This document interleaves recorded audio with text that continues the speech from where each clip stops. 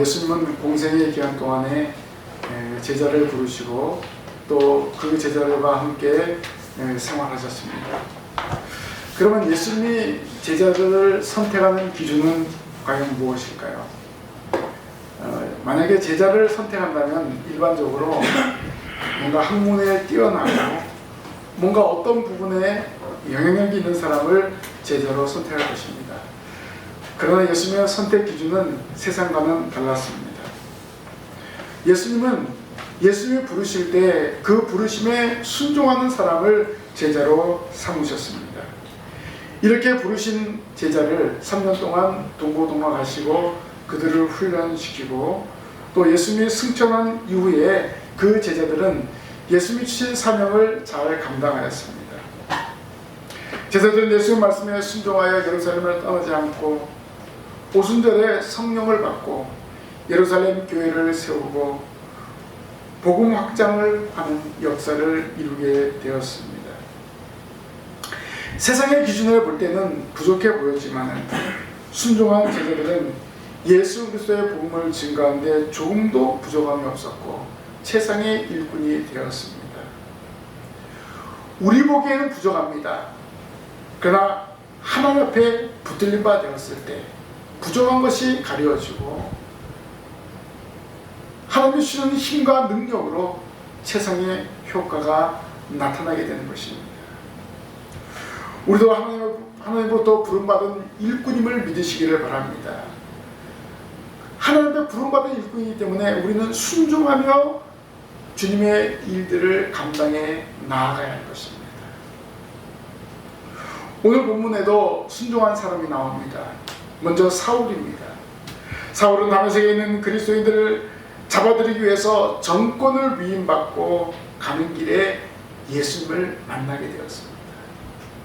부활하신 예수님 빛과 소리 가운데 어우러진 상태에서 박해자 사울에게 임하였습니다. 도저히 제자로 도저히 사도로 쓰임받을 수 없는 그가 바로 예수님께 붙들린 바 되어서 이방인의 사도가 되었습니다. 사울은 예수님의 부르심에 주여 누구시니까? 라고 질문했습니다. 그래서 나는 내가 박해하는 예수라 라고 하였습니다. 예수는 박해자 사울에게 새로운 사명을 주시기 위해서 부르신 것입니다. 너는 일어나 시내로 들어가라. 내가 행할 것을 내게 이를 자가 있느니라 라고 명령하셨습니다. 사울은 땅에서 일어나 사람들 손에 이끌려 다메섹에 들어갔습니다. 그곳에 3일 동안 보지도 못하고 먹지도 못하고 오로지 기도만 하였습니다. 예수님을 박해하던 사울이 예수의 말씀에 순종하게 되었습니다. 순종함으로 그가 다메섹에 들어가서 3일간 금식하며 기도하겠습니다. 꼬박 3일 동안 전심전력을 다해서 기도했습니다. 어떤 기도를 했을까요? 구체적으로 나오진 않지만 아마 그동안에 주님을 박해했던 것, 주님 믿는 사람들을 옥에 가두고 그들에게 고통을 주었던 것을 회개하지 않았는가 이렇게 알 수 있습니다. 예수님은 하나님의 나라를 증거하는 일꾼을 세우는데 특별한 법을 사용하셨습니다. 어떻게 보면 세상의 기준과 거리가 멀었습니다. 주님을 위한 일꾼을 삼으려고 하면은 주님을 위해서 헌신하고 충성한 사람을 세워야 되는데 오히려 주님을 박해하는 사람을 세우신 것을 볼 수 있습니다. 하나님의 일꾼을 세우는 방식은 아주 특별합니다. 사울이라는 청년이 예수님 말씀에 순종함으로 다메섹에 들어가서 금식하며 기도했습니다. 두 번째 순종한 사람은 아나니아입니다. 주님의 환상 중에 아나니아에게 나타나서 사울을 찾으라고 명령하셨습니다. 아나니아가 뭐라고 대답했습니까? 이 사울이라는 청년은 예수 믿는 사람을 박해하는데 앞장서는 사람이고 지금 다메섹에 올 공문을 가지고 지금 우리를 핍박하고 오는 사람인데 어찌 그 사람에게 갈 수 있습니까? 이렇게 반문했습니다. 그러자 주님은 이 사울은 이방인을 위해서 택한 나의 그릇이라고 말씀하셨습니다. 이때 아나니아는 주님 명령에 순종하였습니다. 자기의 생각을 내려놓고 주님 명령에 순종하며 나아갔습니다. 오늘 우리도 마찬가지입니다. 아나니아의 순종을 통해서 내 생각과 내 뜻이 주님의 뜻과 대치가 될 때 반드시 주님의 뜻에 순종할 것을 다짐하시기를 바랍니다. 왜 그렇습니까? 주님의 뜻에는 감추어놓은 놀라운 섭리가 있음을 깨달아야 됩니다. 순종하고 나아가면 하나님의 놀라운 뜻이 나타나게 되는 것입니다. 우리 이 시간 사울과 아나니아의 순종을 통해서 하나님 우리에게 주시는 말씀을 깨닫기를 원합니다. 그러면 여기 순종의 사람의 특징이 있습니다. 어떤 특징이 있었을까요? 먼저 편견을 버린 순종이었습니다. 사울은 다메섹으로 향하는 길에서 주님을 체험하고 사람들에 이끌려 다메섹으로 들어갔습니다. 예수 믿는 자를 박해하던 그가 예수님의 명령에 순종한 사람으로 변했습니다. 오랜 기간 동안 변한 것이 아니라 그 다메섹으로 가는 길에서 예수님을 경험하자마자 그는 변했습니다. 그동안에 가지고 있던 편견을 버리게 하는 다메섹에서의 체험이었습니다. 사울은 주님을 체험함으로 지금까지 가졌던 편견을 깨뜨렸습니다. 율법을 순종해야 되고 율법을 따라야 된다는 그런 편견을 깨뜨린 거예요. 또 그리스도인들에 대한 편견을 깨뜨려 버렸습니다. 오히려 주님 말씀에 순종하게 되었습니다. 혈기왕성한 사울이 다메섹에서 사흘 동안 보지도 못하고 먹지도 못한 그런 가운데 어떤 일이 났습니까? 바로 아나니아를 만나게 되었습니다. 아나니아는 환상 중에 바로 사울을 찾으라는 주님의 명령을 들었습니다. 바로 직가에 있는 유다의 집에 5사람 사울을 찾으라고 했습니다. 아나니아는 어떤 사람이었습니까? 다메섹에 사는 그리스도인이었습니다. 아마 예수 그리스도를 영접하고 그리스도를 따르는 그런 사람이었습니다. 그래서 아나니아를 제자라고 이야기를 하고 있습니다. 제자라는 말은 무슨 말입니까? 예수님을 따르는 사람을 말해주고 있습니다. 그리고 이 아나니아는 유대인으로부터 칭찬 듣는 사람이었습니다. 신실하게 주님을 믿고 있는 아나니아에게 원수와 같은 사울을 찾아가는 것, 이거 이해되지 않는 그런 말씀이었습니다. 그래서 아나니아가 뭐라고 대답했습니까? 이 사람에 대하여 내가 여러 사람에게 듣사온즉 그가 예루살렘에서 주의 성도에게 적지 않은 일을 끼쳤다 하더니 여기서도 주의 이름을 부르는 모든 사람을 결박할 권한을 대제사장들에게서 바란나이다 하거늘 이라고 변명하지 않았습니까? 아나니아는 사울에게 갈 수 없다는 이유를 말한 것입니다. 아나니아는 환상 중에 받은 말씀에 대해서 극도로 악한 사울이 복음의 은혜를 입는다는 것이 부당하다고 말하였습니다. 우리 주님의 은혜가 얼마나 크고 높은가를, 크고 위대한가를 바로 이 말씀을 통해서 알 수가 있습니다. 하나님의 은혜는 바로 죄인에게 임한다는 거예요. 하나님의 은혜는 우리의 생각과 우리의 기준과 다르다는 거예요. 그래서 우리는 편견을 버리고 나아가야 돼요. 하나님의 은혜는 죄인에게 임한다는 사실입니다. 바로 사울은 큰 죄인이었습니다. 바로 그 죄인에게 하나님의 은혜가 임하였다는 것입니다. 그래서 우리는 예수를 믿는 사람을 찾는 것이 아니라 예수 믿지 않는 사람들을 찾아가야 돼요. 믿다가 낙심한 자들을 찾아가야 한다는 것입니다. 교회에 출석하지 못한 사람에게 찾아가서 권면해서 데리고 오는 것이 우리가 해야 될 일입니다. 이것이 한 영혼을 사랑하는 주님의 명령인 것입니다. 아나니아는 자신의 생각을 버리게 되었습니다. 자신의 편견을 버렸습니다. 저 사울이라는 청년 예수를 핍박한 사람, 그리스도인을 핍박한 사람이 아니냐라는 편견을 버렸습니다. 왜요? 예수님의 명령이기 때문에 내 생각과 다르더라도 편견을 버리고 순종하였습니다. 자기의 편견을 버리고 순종하였습니다. 예수님의 갈릴리에서 제자를 부르실 때 바로 이런 편견을 버리게 했죠. 밤새도록 고기 잡지 못한 어부에게 깊은 데로 가서 그물을 내려 고기를 잡으라고 했습니다. 자, 밤새도록 고기를 잡았던 그들이었었는데, 어부였었는데, 누구보다도 그 갈릴리 상황을 잘 아는 사람인데, 아니 뚱짠 생각지도 않게 어떤 사람이 나타나서 깊은 데 가서 그물을 내리라니까 자기들 생각에는 분명히 안 되는 일입니다. 그런데 그런 편견을 버리고 그물을 내렸을 때 물고기가 잡히게 될 줄로 믿습니다.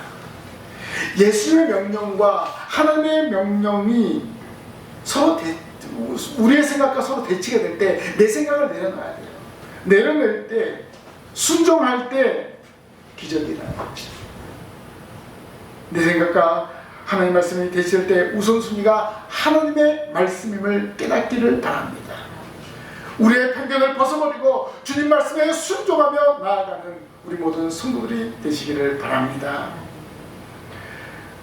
어떠한 순종이었습니까? 편견을 버리는 순종이었고, 두 번째 기적을 일으키는 순종이었습니다. 순종하면 기적이 일어났다는 것입니다.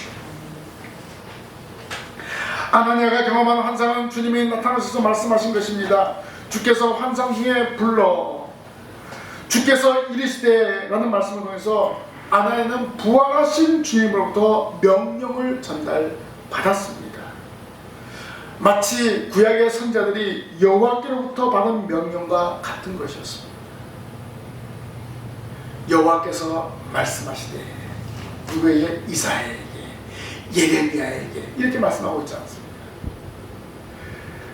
자, 환상 중에 불러 주께서 이르시되 아나니아는 순종할 수밖에 없었습니다. 아나니아는 주님 말씀에 순종하여 사울이 기도하고 있는 집가에 있는 유다의 집으로 갔습니다. 사울은 주님을 만난 후에 다메섹에 끌려가서 금식 기도하고 있었습니다. 주님의 강권적인 역사로 금식한 거예요. 자기가 하고 싶어서 한 것이 아니라 금식할 수밖에 없는 거예요. 눈도 보이지 않고 할 수 있는 게 뭐가 있습니까?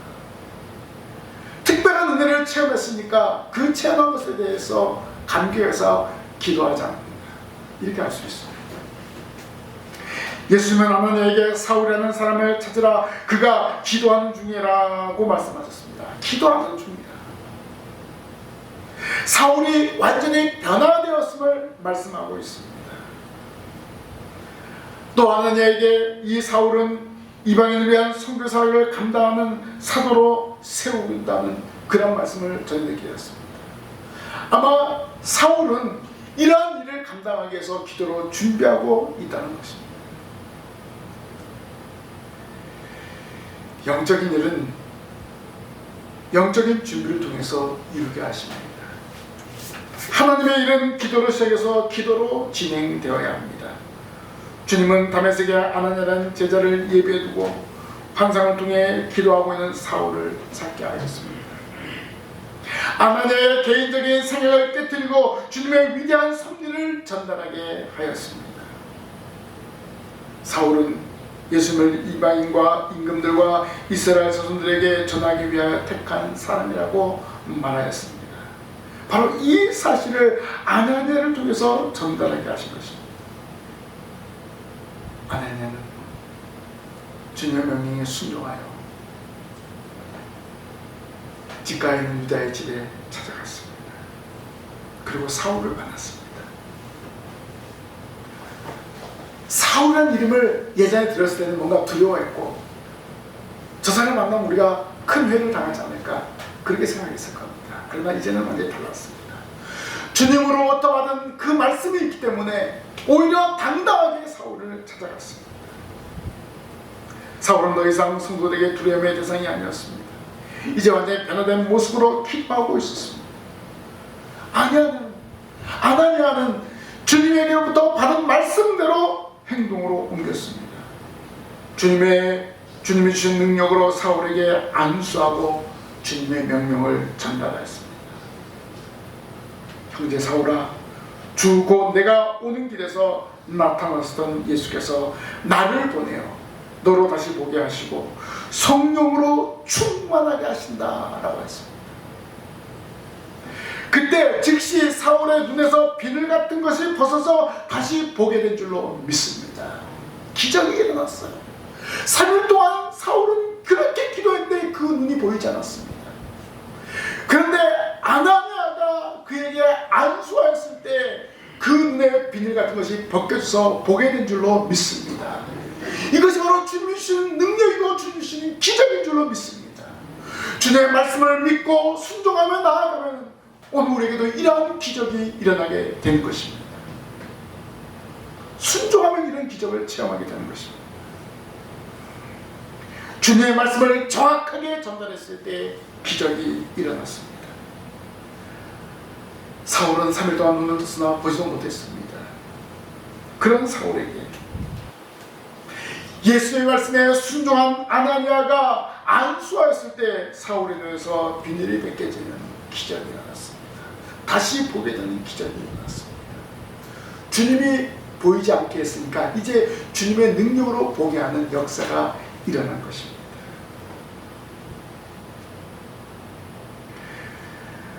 오늘도 마찬가지입니다. 주님 말씀에 순종하면요 기적이 일어나게 됩니다. 말씀에 순종하십시오. 말씀에 순종하면 이런 기적이 우리의 것이 되는 것입니다. 지금도 하나님의 말씀은 살아서 역사하십니다. 매시간 말씀을 통해서 하나님의 기적을 체험하는 성도들이 되시기를 바랍니다. 자, 이제 눈이 회복이 되었습니다. 그때 사울은 일어나 세례를 받았습니다. 자, 바리새인들에게 있어서 바리새인들은 할례가 상당히 중요한 것을 알겠습니다. 그리고 세례원이 베푸는 세례, 예수님이 베푸는 세례에 대해서 별로 중요하게 생각하지 않았습니다. 그런데 세례를 받게 되었어요. 이것은 성령의 인도를 따라 찾아온 아나니아의 진례로 실시되었습니다. 그 세례는 물세례였습니다. 또한 여기에 성령의 세례도 함께 가미된 것입니다. 사울의 세례를 통해서 성령으로 충만하게 되었습니다. 지금까지 육체의 할례를 자랑했던 그가 세례를 받게 되었습니다. 이게 놀라운 일입니다. 이제는 할례와 율법을 자랑하지 않고 예수님을 자랑하고 성령의 세례를 자랑하는 사람으로 변화가 되었습니다. 주님은 한 사람 아나니아를 사울에게 보내시고 안수하여 그의 눈을 뜨게 하는 기적을 이루게 하셨습니다. 이 모든 기적의 요소가 주님의 말씀하신 대로 이루어진 것이고 주님 말씀에 순종한 아나니아를 통해서 이루어지게 되었습니다. 말씀에 순종하면 이런 기적의 주인공이 되는 것입니다. 지금도 주님은 아나니아와 같은 성도를 찾고 계십니다. 사람의 생각으로는 도저히 믿을 수 없고 돌아올 수 없는 사람에게 찾아가서 복음을 전할 순종의 일꾼을 찾고 계십니다. 오늘 저와 여러분들이 그런 성도가 되어야 합니다. 그런 주님의 제자가 되어야 합니다. 성령으로 충만하면 불가능을 가능케 하는 역사를 이루게 하는 것입니다. 오늘 우리 한 사람 한 사람이 믿음으로 찾아가는 역사를 이루어야 됩니다. 하나님은 우리를 통해서 돌아오게 하는 기적의 역사를 이루게 하실 줄로 믿습니다. 마지막으로 순종의 사람은 일꾼을 세우게 하는 순종입니다. 일꾼을 세우게 합니다. 아나니아의 순종으로 박해자 사울이 보게 되는 기적이 일어났습니다. 예수님이 말씀하신 대로 사울은 성령으로 충만하게 되었습니다. 아나니아가 주님 말씀대로 자신의 일을 수행했을 때 사울이 이방인의 사도로 세워지는 역사가 일어났습니다. 아나니아의 순종은 일꾼을 세우는 순종이었습니다. 예수 그리스도의 복음이 이방인에게 확산된 일을 감당할 일꾼을 세운 것이었습니다. 한 사람의 순종으로 이방 세계에 예수 그리스도의 복음이 퍼져나가는 역사를 이루게 되었습니다. 여러분, 한 사람 한 사람의 순종이 가정 복음화를 이루고 신관계의 부흥을 이룰 줄로 믿습니다. 우리가 순종함으로 나아가야 돼요. 오늘 받은 말씀을 가정에서 증거해야 돼요. 그렇게 할 때 가정 복음화가 이루어지는 거고 한 영혼 한 영혼이 주님께로 돌아오게 하는 역사를 이루게 할 줄로 믿습니다. 사울은 세례를 받고 음식을 먹은 후에 어떻게 했습니까? 가만히 앉아있을 수가 없어요. 그가 경험한 것, 그가 체험한 것을 말할 수밖에 없잖아요. 각 회당에 들어가서 예수님이 하나님의 아들이심을 전파했습니다. 이거는 상상할 수 없는 일이에요. 바리새인들은 메시아를 기다리고 있는 사람들이에요. 그런데 예수가 곧 메시아다, 예수가 곧 하나님의 아들이다, 이렇게 전하는 것입니다. 유대인들이 왜 예수를 십자가에 아십니까? 예수가 하나님의 아들이라고 이야기했기 때문에 너무나 괘씸해서 예수를 십자가에 박은 거예요. 그런데 사울은 예수가 곧 하나님의 아들이다, 이렇게 전하게 된 것입니다.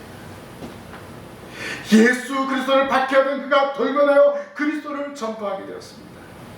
이것은 사람의 힘으로 된 것이 아닙니다. 시기적으로 볼 때 즉심이라는 말이 회개한 후 바로, 그가 변화된 후 바로 예수가 하나님의 아들, 예수가 메시아 그리스도임을 전파했습니다. 어떻게 보면요, 사울은 그 짧은 시간에 삼위일체 하나님을 경험한 거예요. 예수님을 만났고, 그리고 성령으로 세례를 받고, 또 예수가 곧 하나님의 아들이심을 증거하는 거예요. 하나님만 믿었던 그가 예수가 곧 하나님이라는 사실을 깨달은 것입니다. 지난날 율법주의에 빠져서 예수 그리스도를 거부했던 그가 자신을 돌아보게 되었고, 그리고 3일 동안 금식함으로 완전히 변화가 되었습니다. 그리고 주님을 위한 일꾼으로 세워지게 되었습니다.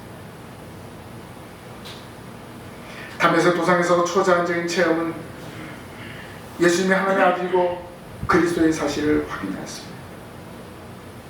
또 아나니아가 세례를 주었을 때 바로 성령으로 충만하게 되었습니다. 그동안 믿지 않았던 예수님을 믿게 되었고, 그동안 전하지 않았던 예수님을 하나님의 아들이라 그리스도라 증거하게 되었습니다. 사울은 참된 진리를 깨닫자마자 지체하지 않고 실행에 옮겼습니다.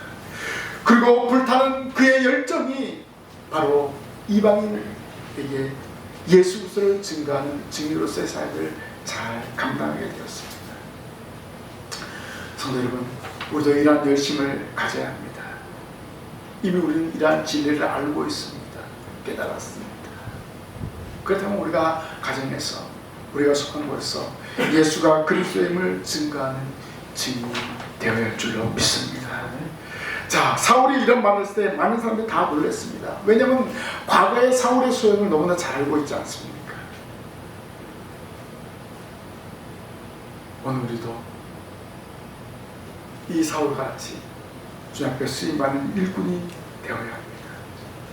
자, 이렇게 하는 것이 사울에게는 위험한 일이었습니다. 결국 그 일로 인해서 사울은 자기 고향으로 피난가게 되었죠. 중요한 것은 한 사람의 순종으로 신실한 일꾼이 세워지는 것입니다. 이렇게 세워진 일꾼은 성령으로 충만하게 됩니다. 지금도 성령은 우리와 함께 역사하심을 믿으시기를 바랍니다. 여러분, 한 사람 한 사람이 주님의 신실한 일꾼임을 깨닫기를 바랍니다. 그러면 어떻게 될까요? 순종해야 됩니다. 순종해야 돼요. 내 생각을 뛰어넘어야 됩니다. 주님 말씀에 순종하고 내 생각을 뛰어넘고 성령으로 충만할 때 주님의 귀한 일들을 감당하게 될 줄로 믿습니다. 오늘 우리 교회가 부흥하기 원합니까? 여러분 가정이 복음화되기 원합니까? 편견을 뛰어넘어야 됩니다. 내 생각, 내 방법을 벗어버리고 주님 말씀하신 대로 순종하며 나아가시기를 바랍니다. 하나님의 일꾼은 하나님의 방식대로 살아가야 됩니다. 하나님의 방법대로 해야 되는 것입니다. 세상 사람들은 전혀 우리를 이해하지 못하죠. 왜 꼭 예배를 드려야 되느냐, 교회에 모여서 예배를 드려야 되느냐, 세상 사람은 이해하지 못하죠. 그러나 우리 하나님과 인격적인 만남을 갖기 위해서 모여서 예배하는 것입니다. 오늘 우리 한 사람 한 사람 말씀으로 성령으로 충만해져야 됩니다. 그럴 때 하나님께서 우리를 이 신과함께 보내신 목적을 깨닫고 복음의 증인으로서의 삶을 감당하는 것입니다. 여러분의 생각을 내려놓으십시오. 주님 말씀에 순종만 하시면 됩니다. 순종하여 하나님의 귀한 뜻을 이루는 신실한 일꾼이 되시기를 주님의 이름으로 간절히 부탁을 드립니다. 기도하겠습니다. 하나님 은혜 감사합니다. 저희들 한 사람 한 사람 주님 말씀 듣게 하시고 이제 이 말씀에 순종하여 가정에서 저희들 속하는 곳에서 예수 그리스도를 증거하기로 원합니다. 저희들 통해서 신광교회가 부흥하고 가정 복음화가 이루어지게 될 줄로 믿습니다. 이러한 사명을 받았습니다. 이 사명을 잘 감당하여 주님부터 칭찬받는 저희들 되게 하여 주시옵소서. 예수님 이름으로 기도하옵나이다. 아멘.